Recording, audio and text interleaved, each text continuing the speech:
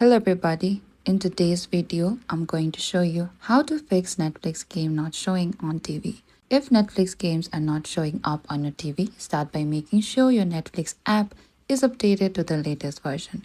You can simply go to your app store and find any of the updates for the Netflix. And some Netflix games are only available on supported TVs and streaming devices, so check that your device is compatible. And you can also open to your Netflix app and you can sign in and sign out of the Netflix and then restart both your TV and the Netflix app if you're using the Netflix game controller app on your phone. Then restart both your TV and your Netflix app and make sure your phone and TV are connected to the same Wi-Fi network. And finally, keep in mind that not